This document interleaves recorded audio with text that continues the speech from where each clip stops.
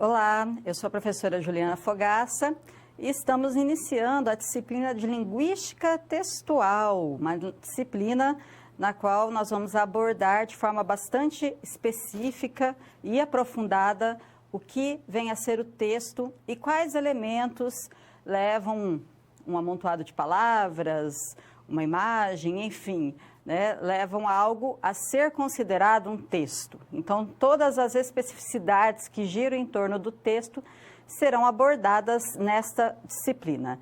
Especificamente na teleaula de hoje, nós vamos estudar os fundamentos dos estudos do texto, né? Então, aspectos que nos embasam, né, para que possamos, então, estudar e ter métodos para estudar o texto, entender, né, desde o cerne, né, da questão, né, desde a sua origem, qual foi o interesse primário para que os estudiosos se debruçassem sobre o texto, até a linguística textual nos dias de hoje. Então, vamos observar no quadro a contextualização, né, quais são os aspectos específicos que serão estudados nessa teleaula de hoje. Então, o que é texto? Né? Então, primeiramente, né, já que estamos falando de linguística textual, precisamos inicialmente entender o que vem a ser um texto. O texto para a linguística textual, já que não apenas a linguística textual se debruça sobre o texto, mas outras áreas também estudam, né, esse objeto, porém a linguística textual ela estuda com um viés diferenciado, né, diferente de outras áreas. Abordaremos também as fases da linguística textual, então vamos observar a análise transfrástica, a gramática do texto e a teoria do texto. Em seguida, estudaremos a virada pragmática, ou seja, o texto em seu contexto pragmático. Então, a virada pragmática, ela aproxima os estudos textuais aos estudos que nós temos hoje, ou que acreditamos hoje ser a melhor forma de nos debruçar sobre o texto. Entenderemos também o que é contexto, né? Então, porque tendo em vista a virada pragmática, nós precisamos abordar o texto dentro de um contexto específico e, enfim, trabalharemos também sentido e contexto. Outros aspectos a serem estudados são a virada cognitivista, o ato de leitura de um texto, então quais são os processos mentais que nós realizamos para poder fazer a leitura de um texto, os modelos mentais, né, os esquemas, planos, scripts e frames, e a compreensão textual para a linguística textual. Então, são esses os aspectos estudados nesta teleaula de hoje, todos os aspectos que nos dão embasamento, né, para compreender os fundamentos da linguística textual, compreender como que ela se organiza, né, tendo como objeto o texto. Então, é uma disciplina extremamente importante, porque são conteúdos que nós utilizamos, né, no dia a dia da escola, né? Então, quando a gente passa a compreender melhor qual a melhor abordagem para a análise de textos, para a produção, para a compreensão textual, nós passamos a ter uma prática mais adequada, né, no nosso dia a dia, em relação ao ensino de língua portuguesa, já que os documentos atuais, como por exemplo a BNCC, ela nos orienta a ter como centro do ensino da língua portuguesa o texto. Então, nós precisamos estar bem fundamentados para então poder trabalhar tendo em vista essa orientação.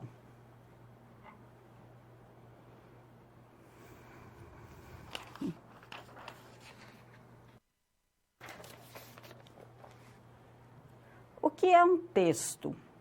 Você já parou para pensar, né, o que é um texto para você? O que você considera como um texto?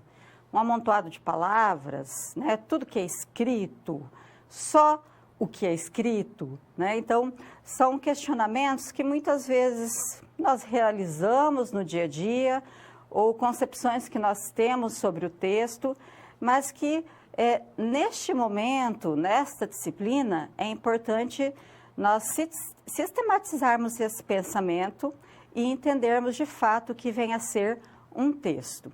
Então, observem no quadro. Então, para você, um texto é um amontoado de palavras e frases? É só isso que você entende como texto? Então, nós temos aqui algumas imagens e eu queria que vocês observassem, né, essas imagens, né, para poder dizer, né, de acordo com a sua concepção, se para você, né, esses exemplos podem ou não ser considerados texto. Né? Então, nós temos lá, né, uma página de um jornal, né? Vejam que nem está em língua portuguesa, né? Mas nós temos aqui escritos, né? Então, temos a manchete, o lead, né? Temos nós acabamos de colocar um amontoado, né, de frases e palavras. Logo ao lado, nós temos a imagem, né, de uma pintura bastante famosa, né, que foi aí produzida pelo artista Picasso, né, Pablo Picasso, que é a pintura da Guernica, né? Então, é uma pintura muito famosa. Será que podemos considerar como um texto? Outro exemplo. Nós temos o exemplo também de uma partitura musical, né? Então, com alguns símbolos, alguns códigos. Quem toca algum instrumento tem mais facilidade, né, de compreender essa partitura. Quem não toca já não consegue entender muito bem, né, o que está aqui colocado aqui. Mas será que é um texto? Outra imagem que nós temos é essa imagem de cartões postais, né? Então, são vários cartões postais que nós temos aqui. E, por fim, nós temos a imagem de uma placa de trânsito. E aí eu questiono a vocês, o que todos eles têm em comum? Né? Então, o que poderíamos observar, né, nesses exemplos? Quais são os aspectos que nós podemos dizer que tais exemplos, né, direcionam para um único aspecto? Né? O que tem em comum nessas imagens? Vamos voltar um pouquinho nelas? Vamos lá?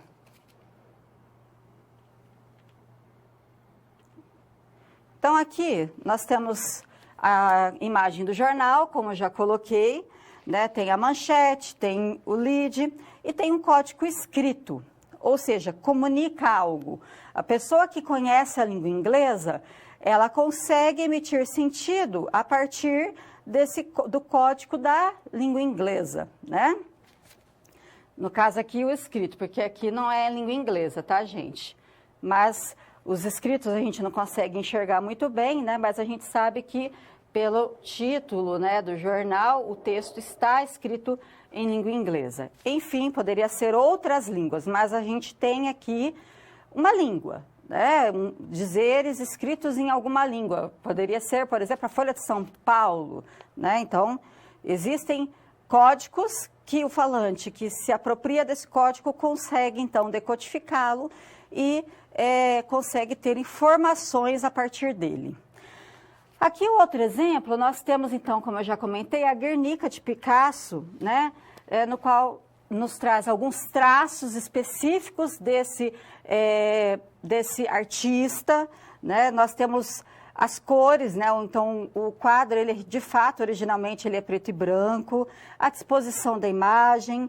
Tudo isso produz sentido, por quê? Porque esse quadro, ele vem retratar a guerra espanhola, a guerra civil espanhola, os horrores da guerra, né? Então, será que ele produz algum sentido, né? Será que esse quadro, ele nos faz emanar, nos faz observar algo, né?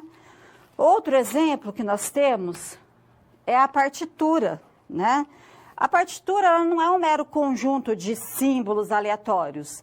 O agrupamento de todas as notas, ele é capaz, né, quando o artista, né, toca algo a partir dessas notas, isso nos faz emanar e suscitar emoções, né, específicas no ouvinte, né, em quem ouve, né? Então, transmite também uma mensagem. Assim como o cartão postal, né? Então, nós temos lá o remetente, né? Todo cartão postal vai ter o remetente, vai ter o destinatário, vai ter um contexto em que esse cartão foi escrito, né? Em que indica o lugar, né? Indica em que situação essa pessoa está, né? Então, tem características, né, que todo falante conhece e possui, então, emana também sentido. E, por fim, nós temos a placa de trânsito, né? Cada placa, ela funciona como um texto, porque ela traz alguma mensagem. Então, nós temos aqui símbolos convencionais. Toda vez que eu vejo uma placa e que nós temos essa parte aqui, né, cortada, né? Então, nós sabemos que algo é proibido, né? Então, é uma mensagem que comunica algo ao motorista, né? Então, todas essas imagens, o que elas podem ter em comum? Observem lá no quadro, o que elas têm em comum? Todas elas produzem sentido, né? Então, independente se é o amontoado de palavras, ou uma pintura, ou uma placa, ou um código, como nós vimos na partitura, todas essas imagens produzem sentido. E, portanto, por produzirem sentido, por terem uma certa coerência, elas, então, são consideradas, esses exemplos são considerados textos. Observem, vamos continuar lá no quadro. Então, todos esses exemplos constituem-se em diferentes tipos de texto. Cada um deles possui uma linguagem própria, mas o que todos eles mantêm em comum é a presença da relação entre os elementos significativos no seu interior e a relação entre o texto e o contexto necessários para a produção de sentidos. Vocês viram que, por exemplo, quando eu falei da Guernica, quando eu falei da placa, né? Então, nós vimos que e do cartão postal, nós vimos que todos esses exemplos, eles estão inseridos em um contexto. A Guernica, eu fiz referência à guerra civil, a placa, eu falei a questão da convenção, então, todos os motoristas precisam, né, compreender essa convenção e vão utilizar no contexto do trânsito, né? Os cartões postais, para que a pessoa entenda o porquê do cartão, ela vai ter que entender que o falante foi para algum lugar, mandou esse cartão deste lugar, para quem ele mandou. Então, todos eles possuem significado, né, e estão inseridos em um contexto. Vamos dar continuidade. Então, nessa disciplina, o texto é o objeto principal. O nosso mundo, ele é construído pela linguagem e toda a comunicação humana é realizada por meio de linguagens verbais e não verbais, como nós vimos nos exemplos. A linguagem, então, ela é a habilidade que possuímos que nos diferencia dos outros animais. Nós nos comunicamos por meio da linguagem, né? Tanto a linguagem verbal, por meio dos códigos escritos, quanto por meio da linguagem não verbal, por meio de imagens, de gestos, de códigos, de símbolos. Então, tudo isso nos permite ter essa habilidade de comunicação. A linguagem também é a capacidade de nos comunicar e construir um universo linguístico, erigido por meio dos signos e das relações existentes entre eles. Então, nós temos essa capacidade de nos comunicarmos, sobretudo por meio desses signos verbais, né? Então, que nos facilita esse processo. A comunicação, ela só acontece porque identificamos as relações existentes entre os signos linguísticos e o contexto complexo em que eles estão inseridos. Então, não basta apenas eu só emitir um símbolo, eu tenho que compreender o contexto em que ele está inserido, né? Porque quando nós nos comunicamos dentro de um contexto social, dentro de um contexto linguístico, dentro de um contexto cognitivo. Então, nós precisamos mobilizar muitos aspectos para aí sim conseguir compreender esse código, né? Por isso que é uma capacidade exclusivamente humana, porque não é só codificar e decodificar. Nós precisamos mobilizar muitos aspectos para, né, e contextuais, cognitivos, para que possamos, então, compreender esse código. Continuando, então, chama a atenção, né, o texto chama a atenção de pesquisadores de diversas áreas, das ciências humanas e sociais. Então, a área das artes estuda o texto, os estudos culturais estudam o texto, a semiótica discursiva, a análise do discurso, né? Então, são várias as áreas que se debruçam sobre o texto. Mas, para a linguística textual, de forma específica, o texto é compreendido em seu ato de comunicação como um evento comunicativo com a ocorrência de operações linguísticas, sociais e cognitivas. Linguísticas porque nós temos um código que nós precisamos compreender, sociais porque o texto ele sempre vai estar inserido dentro de um contexto, e cognitivas porque nós temos e precisamos aí mobilizar processos mentais para a compreensão desse código.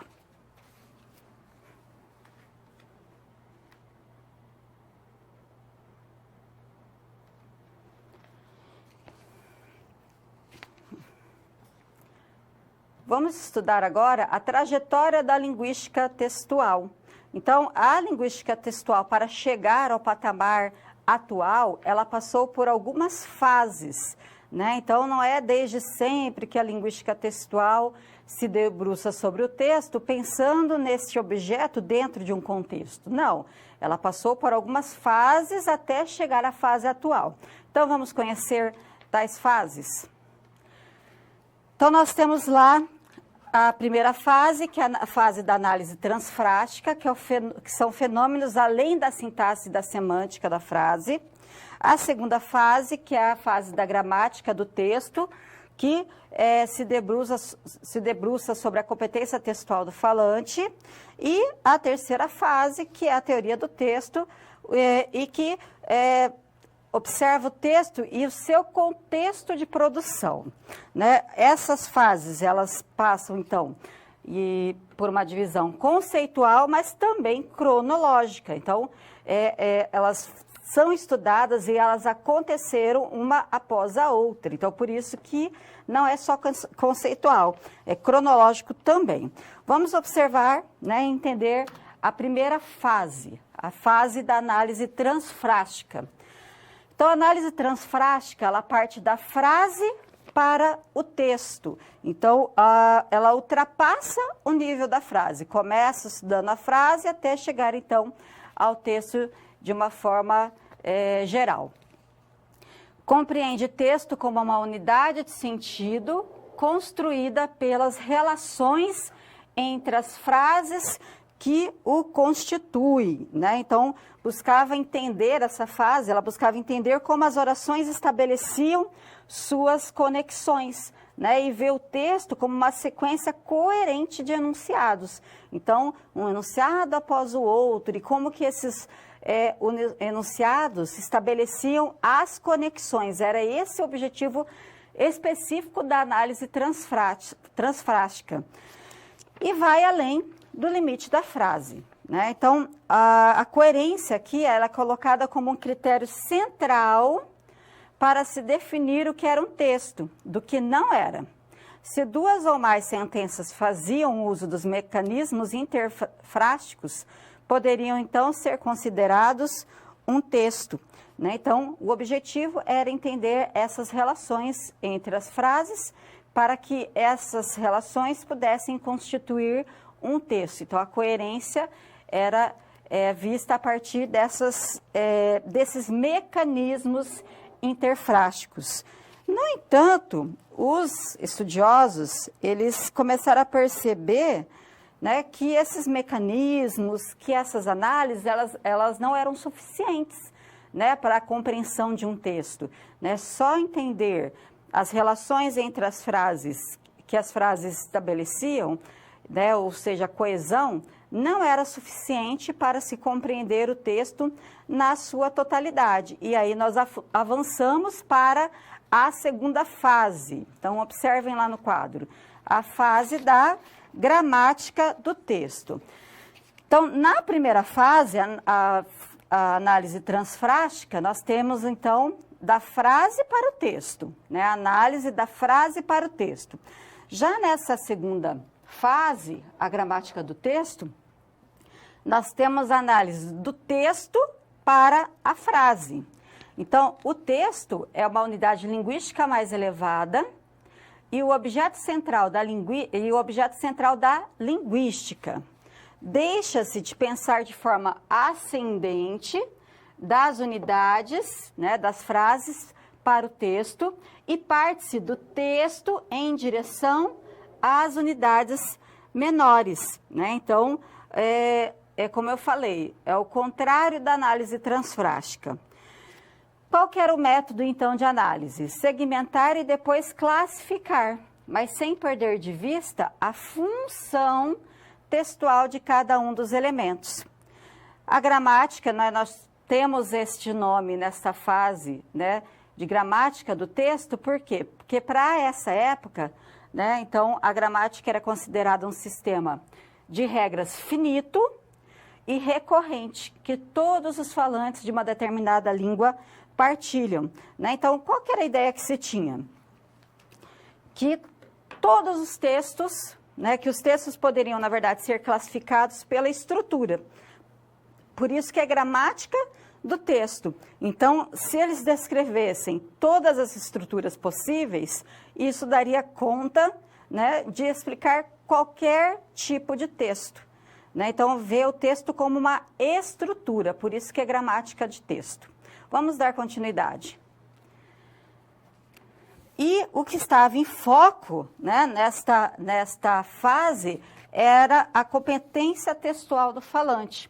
Então, esse sistema de regras habilitaria os usuários a identificar se uma dada sequência de frases constitui ou não um texto, e se esse texto é bem formado. Então, os estudiosos, eles passam a se interessar, sobretudo, pela competência do falante, né? Então, pela essa competência textual, que é a capacidade que permite que eles distinguam um conjunto de palavras aleatórias de um conjunto coerente de texto, né? E aí, nós temos, então, algumas capacidades textuais básicas, né, que todo falante, segundo Charolles, deveria possuir, né? Então, primeiro, a capacidade formativa, que é a capacidade do falante analisar uma quantidade infinita de textos e identificar se eles estão bem construídos ou não, a partir desta gramática textual, que traz regras para identificar um texto.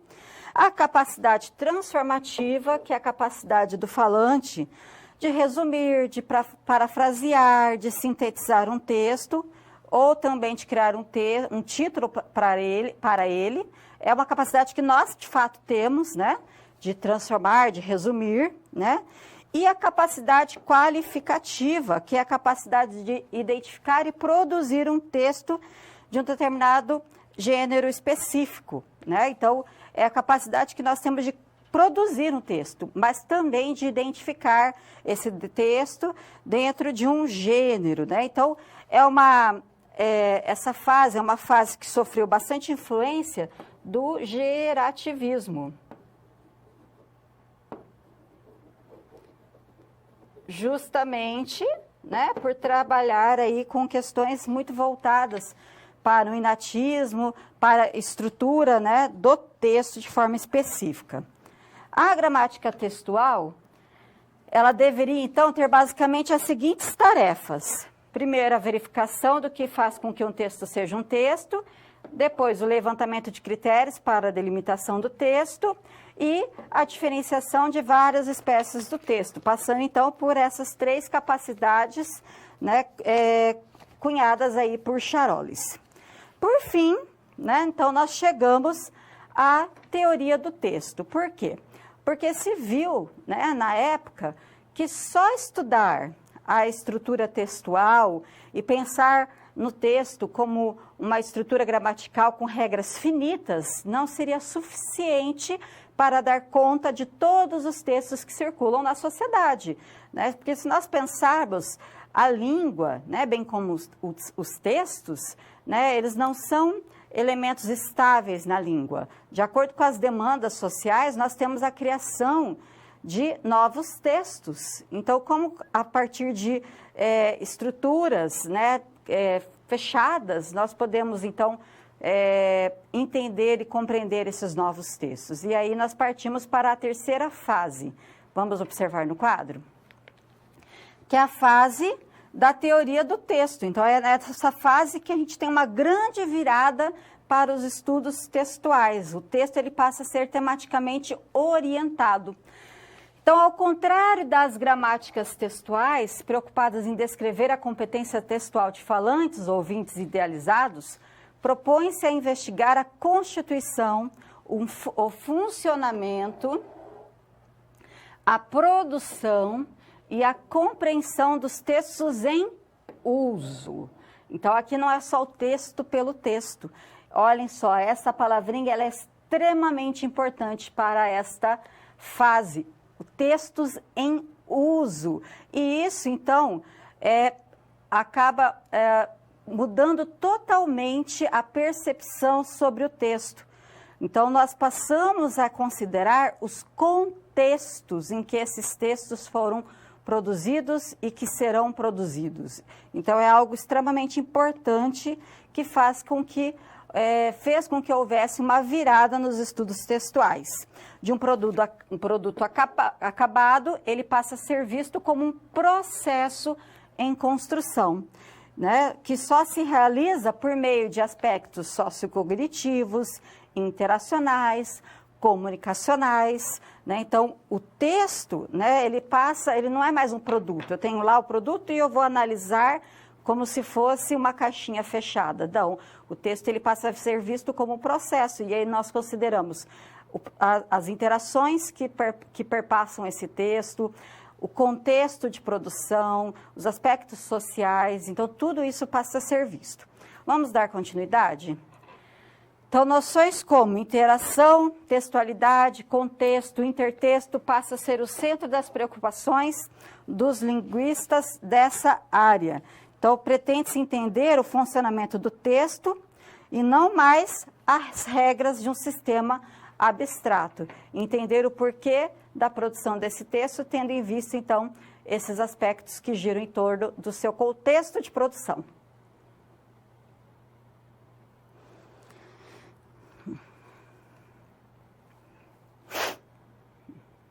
A virada pragmática.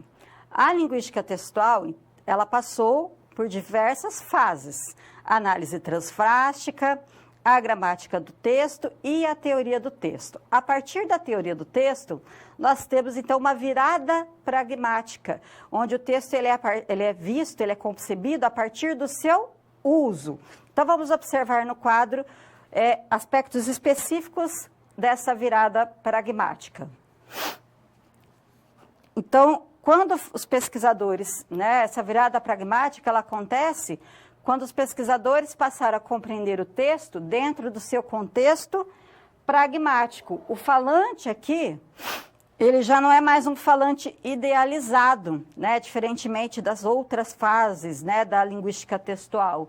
O falante aqui, ele é um falante real, que ele produz um texto de acordo com diversas finalidades, ele produz um texto tendo em vista o seu interlocutor, ele produz o texto tendo em vista o momento social pelo qual ele está inserido, ele produz o texto tendo em vista vários aspectos, por isso, então, contexto pragmático, contexto de uso desse texto.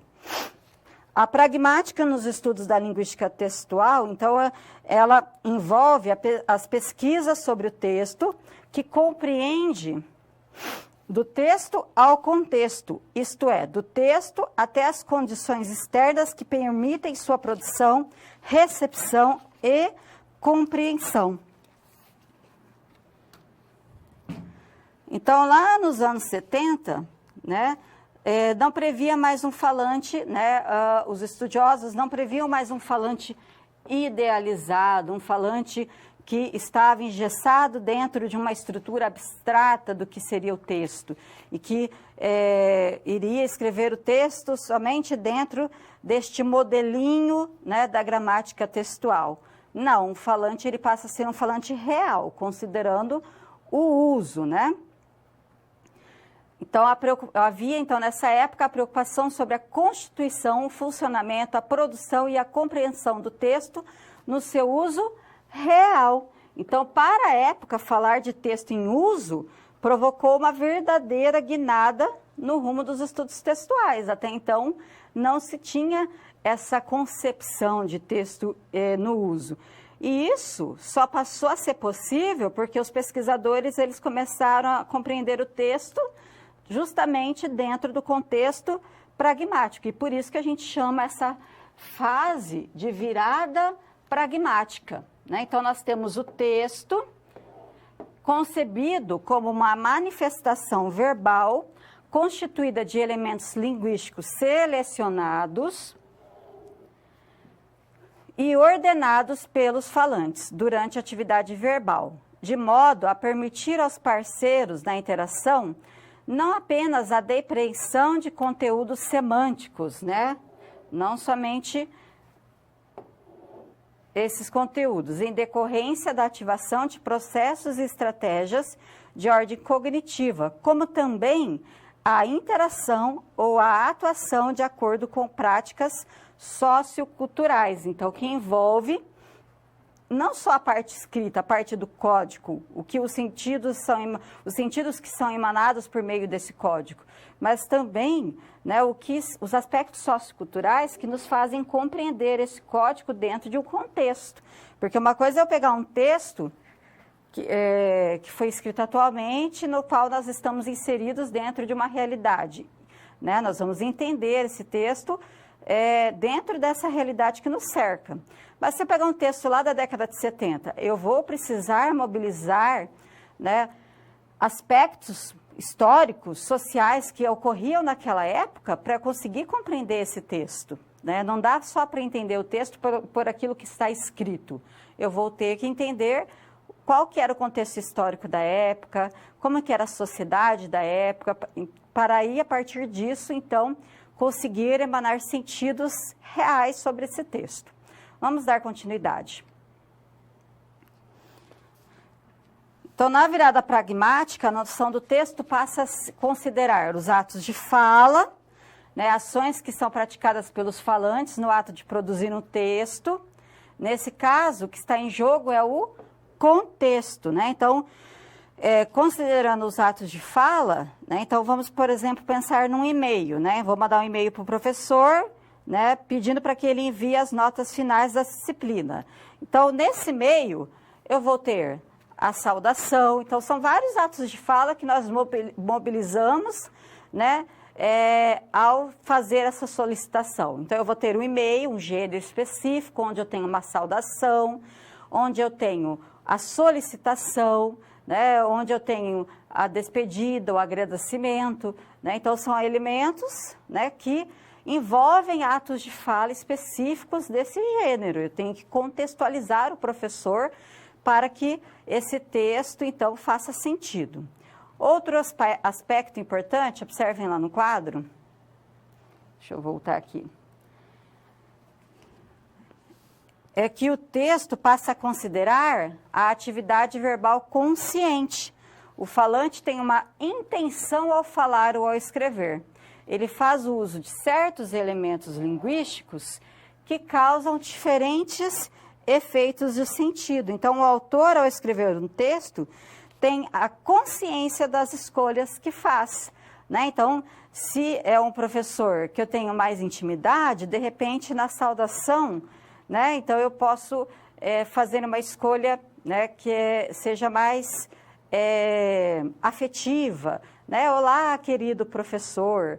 Ou, de repente, esse olá, querido professor, dependendo da situação, pode ser irônico, né? Então, todo texto ele tem uma intenção, vai depender do autor, né, desse texto, perceber, né, qual intenção ele quer e, a partir disso, então, fazer as escolhas linguísticas. Vamos dar continuidade.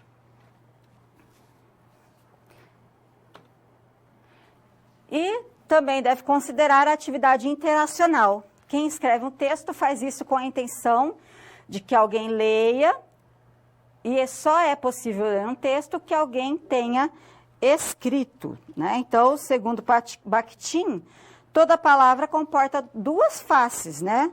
Ela é determinada tanto pelo fato de que procede de alguém, pelo fato de que se dirige para alguém. Então, todo texto ele vai ter o autor e o interlocutor, né? Então, os dois precisam estar inseridos nesse processo para que, de fato, né, a comunicação aconteça. Por fim, nós temos lá os atos de fala, os princípios dos atos de fala, que diz o seguinte: o princípio dos atos de fala. Quando o autor pronuncia um enunciado, ele o faz em um contexto específico, executando determinados atos, tais como informar, convidar, prometer, dentre outros. Quando o alocutário interpreta o mesmo enunciado, deve levar em consideração todo o conteúdo proposicional presente no texto da comunicação. O texto não é apenas um amontoado de frases, ele só se constitui enquanto texto dentro de um contexto específico de comunicação que envolve diversos elementos. Então, a gente tem que considerar principalmente essas intenções, né? Dentro dessas intenções, as escolhas realizadas, para aí, então, de fato, considerar o texto, né? E compreendê-lo dentro desse contexto específico.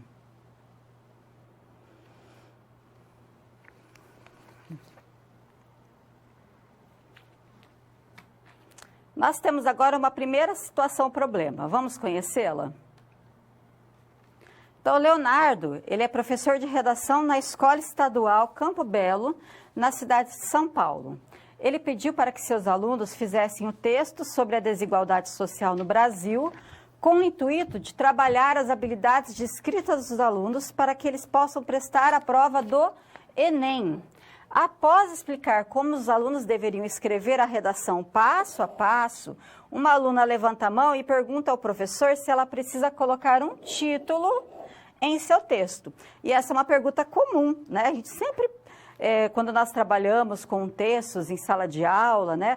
Os alunos sempre nos questionam, né? Professora, precisa colocar título, né? E aí, né, o que você pensa sobre isso? Se um aluno na sua sala de aula questionar se o texto precisa ou não ter título, o que você vai responder?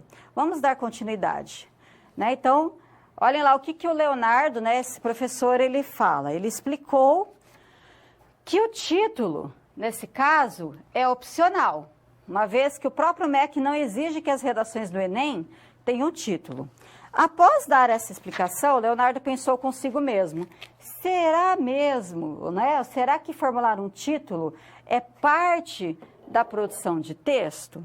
Né? O que você pensa sobre isso? Né? Tem ou não que colocar um título? Faz parte desse processo textual? E aí nós temos, então, a resolução dessa situação. Observe lá no quadro. O título de um texto faz parte da produção desse texto. E aí a gente volta lá para aquelas competências, né, de Charolles. Então, na fase das gramáticas do texto, a criação de um título faz parte da competência transformativa do falante. A mesma que permite que tenhamos a capacidade de resumir, parafrasear e sintetizar um texto. Então, quando a gente coloca um título em um texto, a gente está resumindo, chamando a atenção para o aspecto principal desse texto, né? Então, é o que faz, muitas vezes, nós, quando estamos lendo uma revista, por exemplo, estamos lá folheando a revista, parar e ter atenção de forma específica para aquele texto. Muitas vezes é o título que nos chama a atenção. Então, a capacidade do falante em chamar a atenção por meio do título é uma capacidade, uma competência muito importante nesse processo de produção textual. Vamos dar continuidade? Então, quando criamos um título, usamos diferentes habilidades cognitivas e textuais, pois precisamos ser criativos, concisos, coerentes, etc.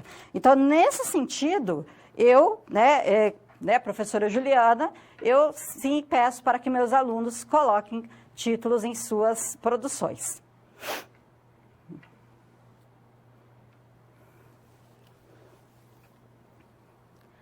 Pessoal, agora nós temos algumas perguntas. Na verdade, são perguntas retóricas, né? Mas são perguntas importantes para vocês pensarem, estudar em casa, né? Que resumem os conteúdos estudados até então. Então, observem lá no quadro. O que é texto? Quais as fases da linguística textual e o que foi a virada pragmática? Então, é importante vocês retomarem essas perguntas, né? E compreenderem, então, o primeiro, o que é texto? Segundo, o que é texto dentro da linguística textual, né, entender quais são as fases pelas quais passou, né, essa área aí dos estudos da linguagem e, sobretudo, o que foi a virada pragmática, né, já que essa virada, ela nos ajuda a compreender os estudos textuais nos dias atuais, né? Então, é importante também compreender essa fase.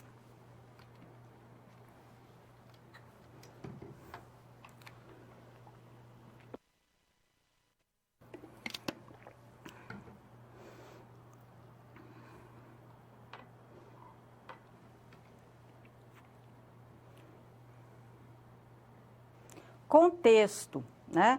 Antes da virada pragmática, o contexto ele era visto como um cotexto, ou seja, só os elementos textuais eram considerados para a compreensão, para a atribuição de sentidos em um texto.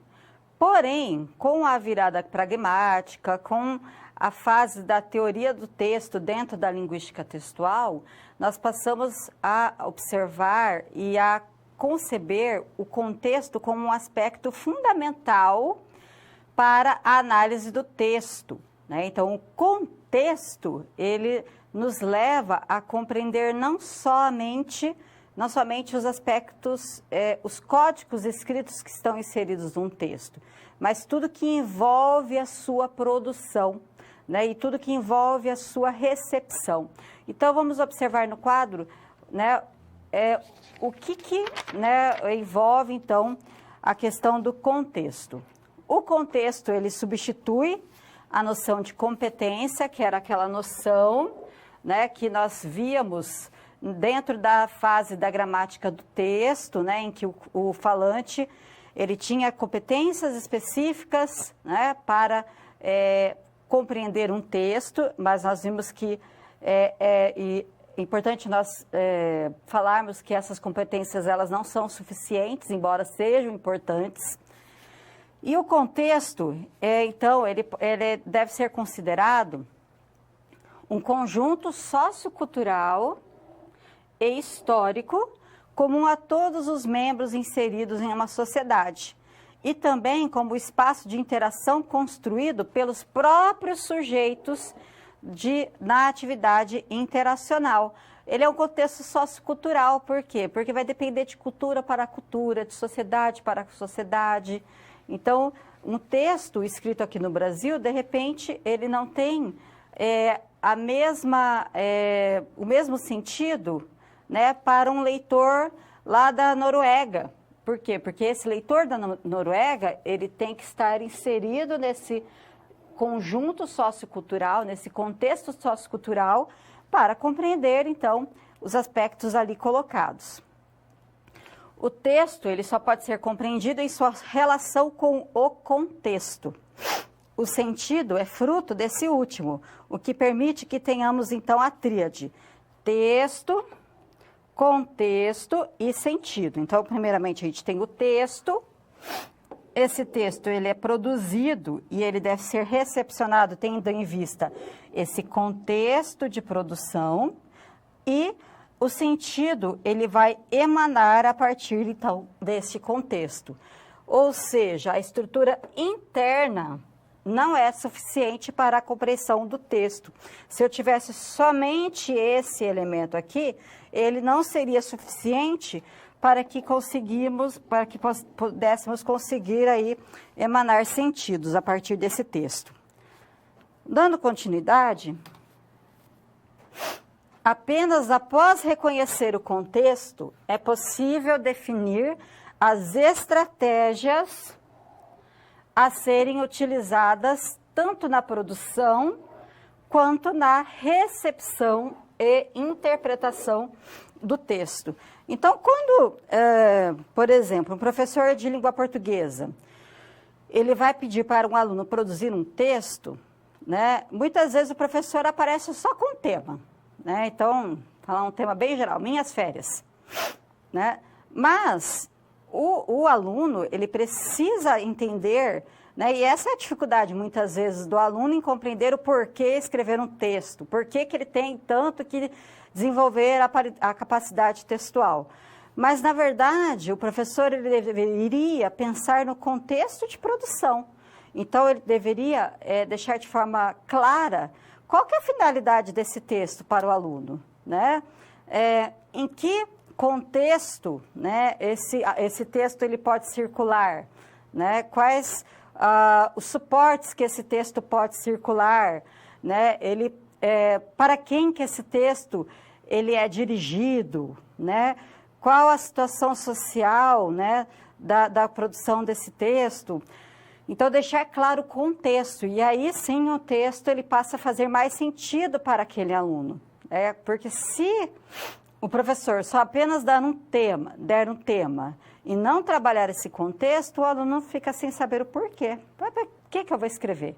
Né? Então, se eu vou trabalhar numa carta de leitor, né? Então, em que contexto ela circula, o porquê dessa carta, qual a finalidade, para quem que é direcionado esse texto, tudo isso passa a fazer mais sentido para esse aluno, assim como na interpretação.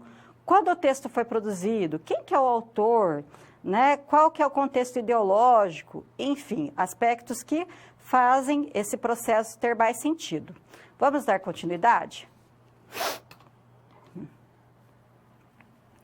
Nesse sentido, né, o sentido só pode ocorrer dentro de um determinado contexto. Então, a gente só vai conseguir aí, de fato, ter, né, emanar sentido de um texto quando ele está, né, determinado dentro de um contexto. Fora do contexto, não há sentido, porque ele é primordial para a produção e para a recepção dos textos. Então, o sentido, ele é fruto de ações operacionadas pelo indivíduo dentro de um contexto de comunicação. Então, quando consideramos a existência de uma continuidade entre o texto e o contexto, podemos compreender como o sentido flui dentro desse último. Então, eu tenho lá o texto, né, que é o processo interativo que permite a construção do sentido, mais o contexto, e é a partir disso, então, que nós temos aí que esses dois aspectos, eles envolvem, então, o caráter social da linguagem. Só o texto não é suficiente. A gente precisa, então, esse texto, ele precisa se realizar dentro de um contexto. E aí que nós temos, então, o caráter social da linguagem.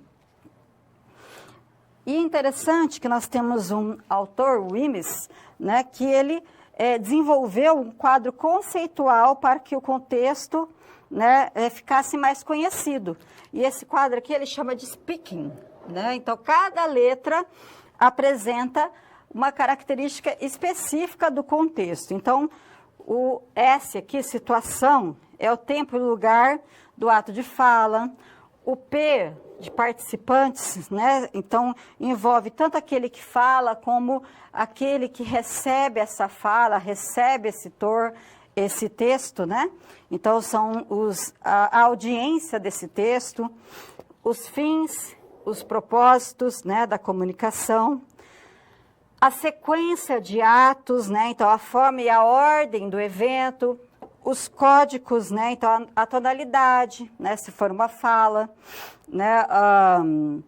A voz, os gestos, né? Tudo isso envolve esses códigos, bem como a escrita. o instrumento, né, que envolve, então, os estilos de fala, as normas que envolvem as regras sociais, né, então, todo um texto ele está inserido, né, se a gente está pensando num contexto, inserido em regras sociais que devem ser obedecidas, né, as ações, as reações que têm que ser levadas em contas, né, em conta do participante da fala, e os gêneros, que são os tipos específicos do ato de fala. Se é uma carta, se é um conto, se é uma narrativa. E, por fim, aqui nós temos um exemplo muito interessante que nos ajuda a entender essa questão do contexto.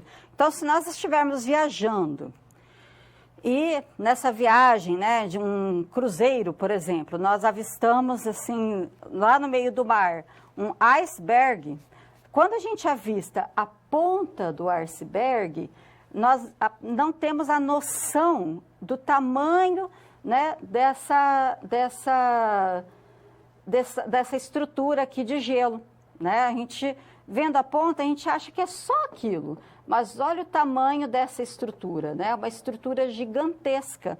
Então, nós podemos traçar aí uma analogia e dizer que a ponta seria o texto, né? Aquilo que está na superfície seria o texto, né? Então, só essa parte aparente. Mas, né, se nós formos considerar todo o contexto de comunicação, só a ponta não é suficiente para dar conta de todo esse processo, né, que seria o iceberg inteiro. Então, nós temos então que compreender, né, para compreender o processo, né, nos voltar também para aquilo que está submerso, né, que seria então o contexto. Então, todo texto tem uma pequena parte aparente, que é a parte escrita, mas que o contexto, né, que é a base, então, desse iceberg que nos faz conseguir, né, desbravar, né, as profundezas desse texto e, assim, acessar o sentido, né? Então, o sentido, ele só vai se dar quando a gente desbrava esse iceberg aí por inteiro, que seria, então, o texto. Não só a parte superficial, a parte escrita, mas tudo que envolve a produção desse texto.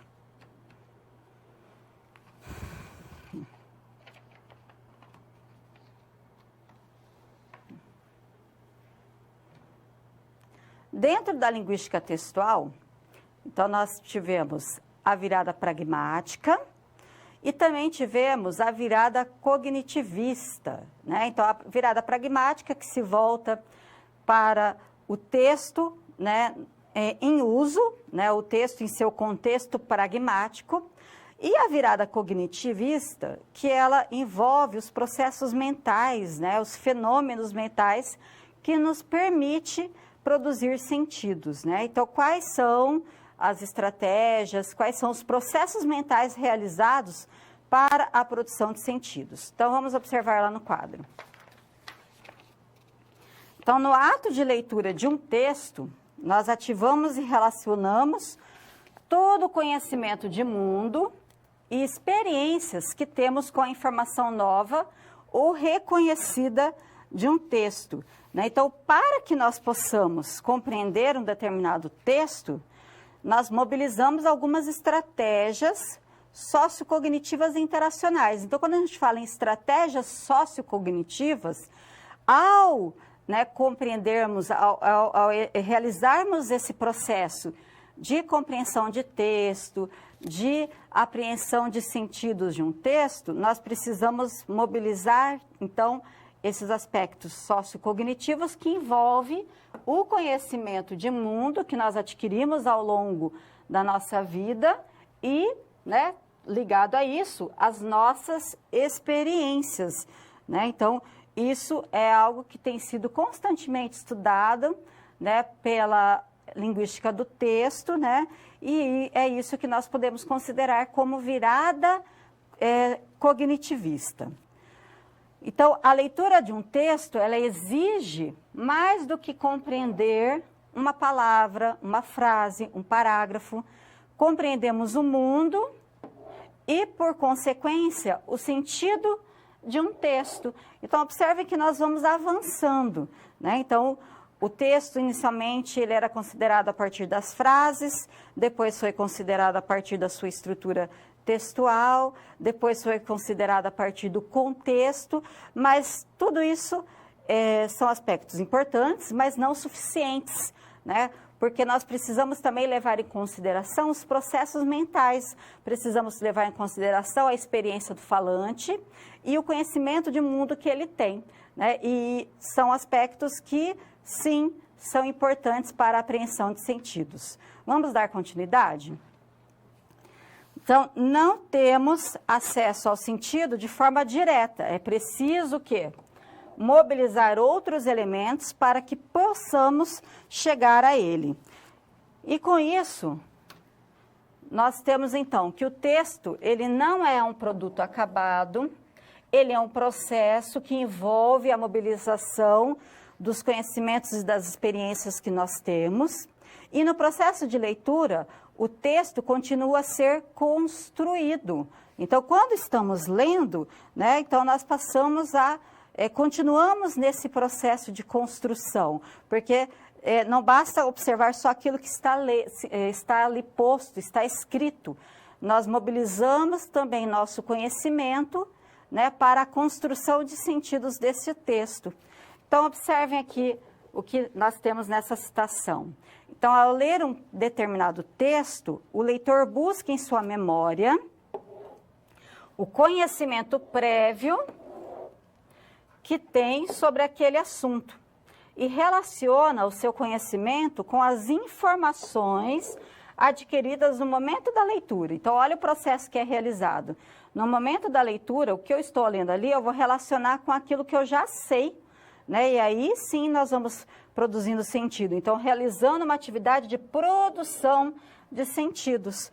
O leitor não é uma entidade passiva, mas autônoma, ativa e criativa. Então, por isso que nós, né, constantemente observamos, né, frases como essas.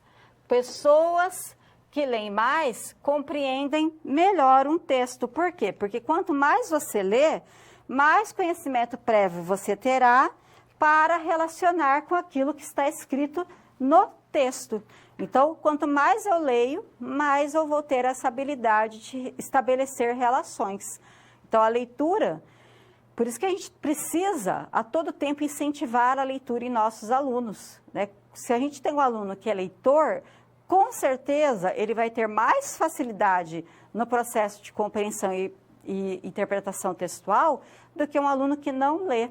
Porque se vocês prestarem atenção, quando vocês estão lendo, né, quando você está lendo, quando eu estou lendo, nós o quê? A todo tempo realizamos esse processo mental de associar aquilo que está escrito com os conhecimentos prévios que nós temos.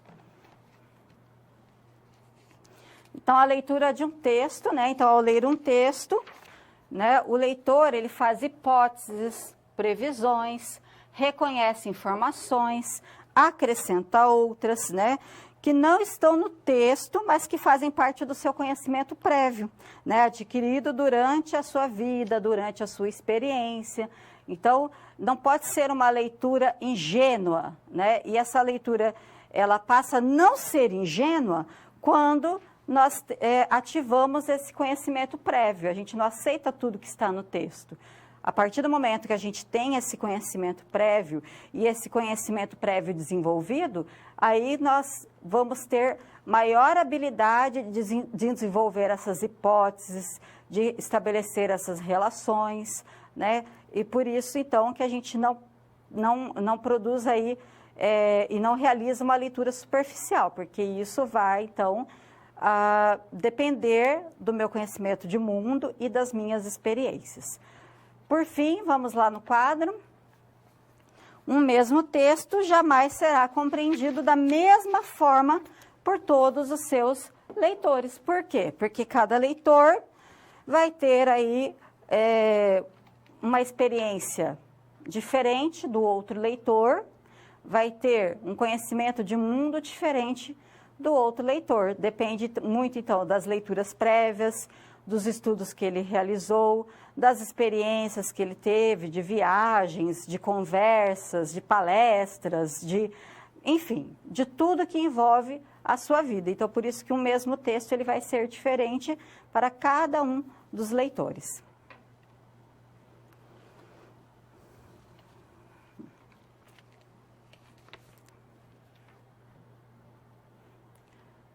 Vamos estudar agora os modelos mentais que fazem parte do processo cognitivo que envolve a leitura de um texto. Então, observem lá no quadro. Então, o que são os modelos mentais? A capacidade de compreensão de um texto por parte do leitor está relacionada à sua capacidade de criar modelos mentais, considerando tudo aquilo que foi dito ou não pelo autor do texto. São esses modelos mentais que possibilitam a compreensão do sentido de um texto dentro de um contexto específico. São aprendidos durante a vida e são determinados pelo contexto sociocultural em que estamos inseridos. Então, são processos que nós realizamos, processos cognitivos, para a compreensão textual. E são divididos em 4, esquemas, planos, scripts e frames. Né? O que são os esquemas?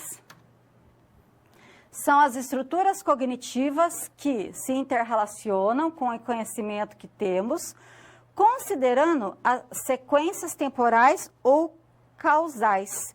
Né? Então, nós temos lá um exemplo. Um marido diz para sua esposa: há um acidente grave na esquina, pois uma ambulância e o carro de polícia estão parados lá.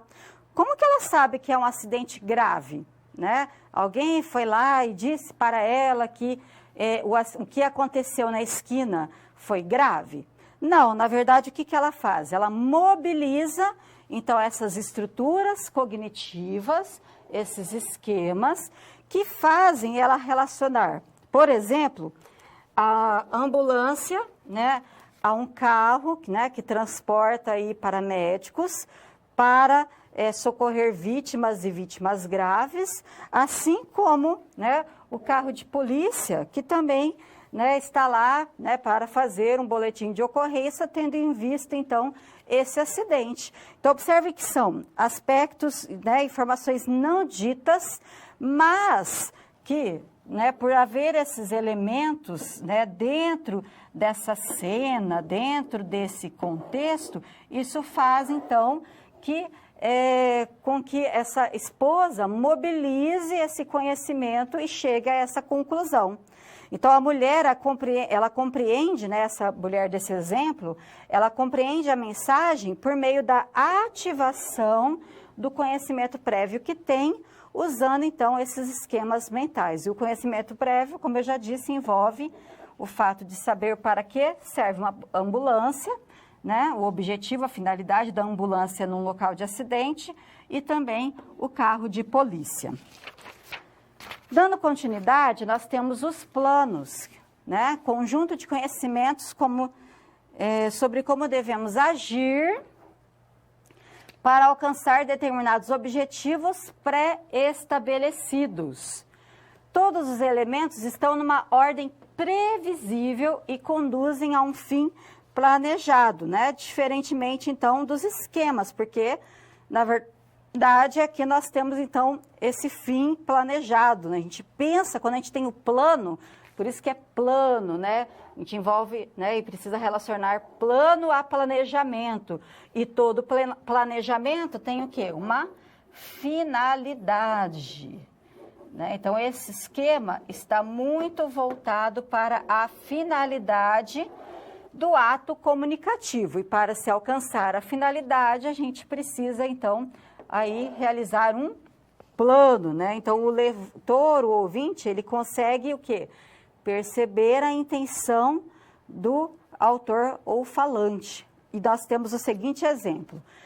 Quando o filho diz uma frase carinhosa e pede um aumento da mesada em seguida, o pai reconhece, né, que o carinho reconhece que o carinho fazia parte de um plano para que o filho conquistasse o objetivo. No caso, o aumento da mesada. Então, essa frase carinhosa, ela faz parte deste plano. Né? Qual que é a finalidade do filho dizer uma frase carinhosa para o pai, né, nessa situação? pedir e conseguir aí o aumento da mesada. Nós temos também o script, que trata-se de ações estereotipadas, que tem como principal característica a dinamicidade. Então, no script, né, várias ações são usadas para que se possa retomar um conceito primário. Né? Então, o exemplo. Em um texto sobre o Brasil e o brasileiro, podemos usar diversas figuras e temas que são estereótipos do Brasil e do brasileiro, tais como as praias, belas mulheres, o futebol, a desigualdade social, a corrupção na política, etc. Além de figuras, usamos também ações. Dizemos que o brasileiro aceita a corrupção na política, frequenta as praias e joga futebol, toma cerveja após o trabalho, etc. Essas ações corroboram para a construção da imagem do brasileiro que queremos passar. Né? Então, se eu quero passar a imagem, né, do que é o brasileiro, então, muitas vezes, eu realizo, né, um script envolvendo algumas figuras e temas, né? Figuras, no caso, as praias, as mulheres e os temas, né, que são temas recorrentes aí no universo brasileiro, como corrupção na política, infelizmente, né? A questão do brasileiro gostar de frequentar praias, a questão do brasileiro jogar e gostar de futebol, enfim. E, por fim, o último esquema mental seriam os frames, né, que são todo o conhecimento que temos, aliás, são todo o conhecimento que temos sobre determinados assuntos, os quais são organizados em formas de estruturas globais e armazenados em nossa memória. Esse conhecimento vai aumentando a partir do momento em que lemos diferentes textos e estabelecemos relações entre eles. Então, são conhecimentos determinados pelo contexto, né, sociocultural em que estamos inseridos e são apreendidos durante toda a nossa vivência dentro da sociedade. Então, tem muita relação com o nosso conhecimento de mundo, tudo aquilo que a gente foi adquirindo, as nossas experiências, né? Então, exemplo, quando alguém diz que semana que vem é Dia dos Namorados, outros elementos são mobilizados por nós, os quais poderiam ser. Então, são associações que nós realizamos. Então, quando falamos em Dia dos Namorados, nós logo associamos a presentes, namorado, jantar romântico, etc. Né? Então, são essas associações que nós estabelecemos. A compreensão textual, ela envolve, então, todos esses aspectos. Né? Então, em cada modelo cognitivo, temos em evidência o princípio de que a compreensão textual depende, em grande medida, do conhecimento de mundo do leitor. Então, eu preciso, né, para que haja uma interpretação coerente daquilo que eu leio ou daquilo que eu ouço, a gente precisa mobilizar tanto a informação textual, tanto aquilo que o texto apresenta, quanto também a informação do conhecimento de mundo, aquilo que o leitor constrói ao longo de sua vivência e guarda na sua memória, suas experiências que possibilitam, então, que a partir desses esquemas nós possamos, então, compreender, né, coerentemente um texto, bem como, então, emanar sentidos desse texto.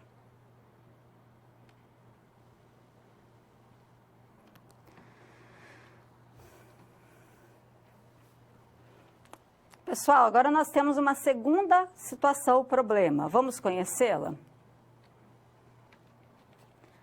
Então, ao voltar do intervalo entre as aulas no curso de letras, você encontra o seguinte bilhete na sua carteira.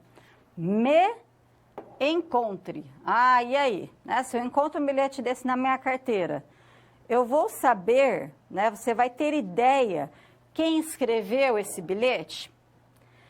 Se vai ter ideia se esse bilhete é realmente para você, né? Observem que nós temos lá, né, duas palavrinhas escritas, mas a gente não sabe, né?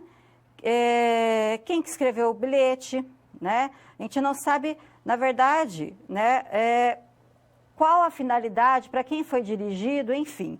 Então, caso a pessoa que escreveu o bilhete pudesse reescrevê-lo, quais elementos ele deveria acrescentar e por quê? Né? Então, o bilhete, só esse bilhete ele é suficiente? Só o que está escrito aqui? Vamos dar continuidade.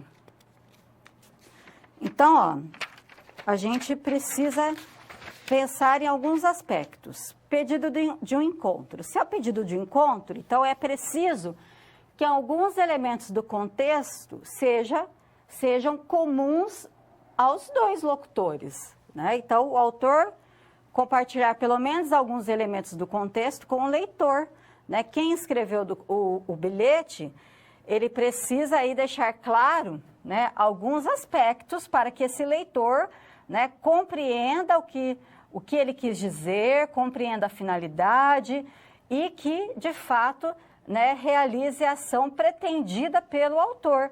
Então, ele precisa considerar e deveria, né, inserir nesse bilhete a sua identidade. Qual que vai ser o local do encontro? Me encontre. Onde? Né? Quando? Em que horário? Né? Para que esse encontro aconteça. Sem que haja um contexto do qual esse texto faça parte e que seja reconhecido, quem lê não poderá cumprir com o que se pede, porque o texto não fará sentido para ele. Isso aqui é interessante porque a partir desse exemplo a gente passa a compreender a importância do contexto. Ó, um texto simples, me encontre. Né? Às vezes a pessoa vai perder, né, vai deixar de encontrar o amor da vida por falta de elementos contextuais, né? Onde, quando, o horário, né? Quem escreveu, porque às vezes quem escreveu não é interessante, né? Ou às vezes alguém que escreveu vai despertar de fato o interesse para que esse encontro aconteça. Então, esses elementos são extremamente importantes, né, para que a finalidade seja atingida.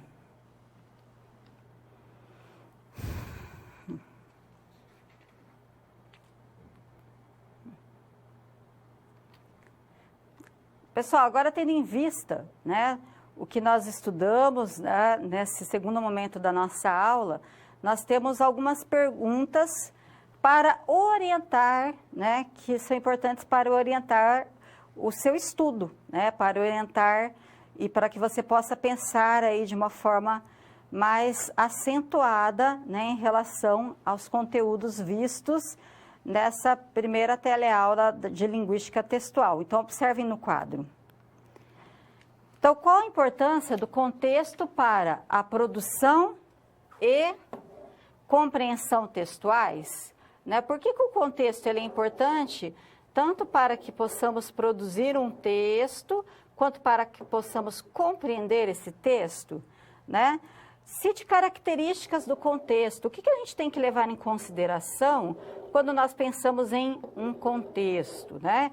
Quais as características, né? Quais aspectos precisam ser considerados para que, de fato, nós consigamos produzir um texto que atinja a sua finalidade e que também consigamos compreender esse texto dentro, né, desses aspectos contextuais, né?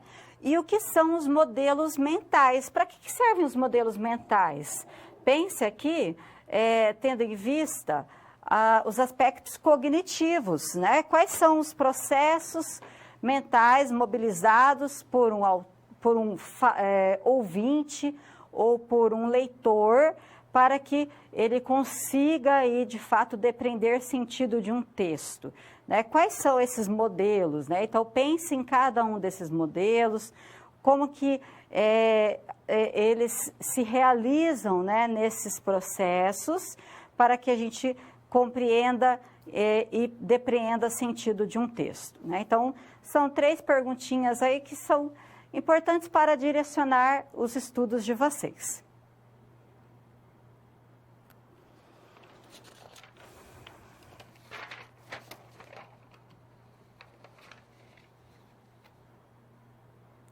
Então, para finalizar a nossa aula, né, vamos verificar quais foram os conteúdos, as abordagens realizadas durante a nossa teleaula. Observem no quadro. Então, inicialmente, nós vimos o contexto de texto, né, o conceito de texto, né? Então, nós vimos que, de uma forma geral, o texto não são somente amontoados de palavras, né, que o texto ele envolve a linguagem verbal e não verbal, embora na linguística textual nós tenhamos o foco na linguagem verbal, mas que um texto, independente se ele é verbal ou não verbal, o que ele precisa ter, né, e o que ele precisa considerar é a produção de sentidos, né? Então, todo texto, para ser considerado um texto, ele precisa produzir sentidos.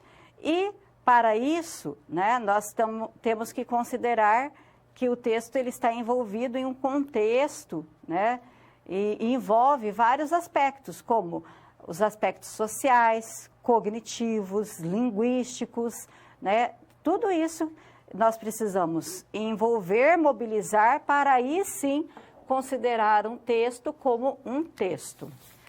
Em seguida, nós vimos as fases da linguística textual. Então, nós vimos que a linguística textual, ela não é uma disciplina que logo de início considerou esses aspectos sociais, cognitivos, culturais, linguísticos para a compreensão textual. Não, ela passou por fases, né, fases tanto conceituais como cronológicas, até chegar, né, à fase atual, que considera o texto dentro do seu contexto de uso e considera também os aspectos cognitivos para a compreensão de um texto.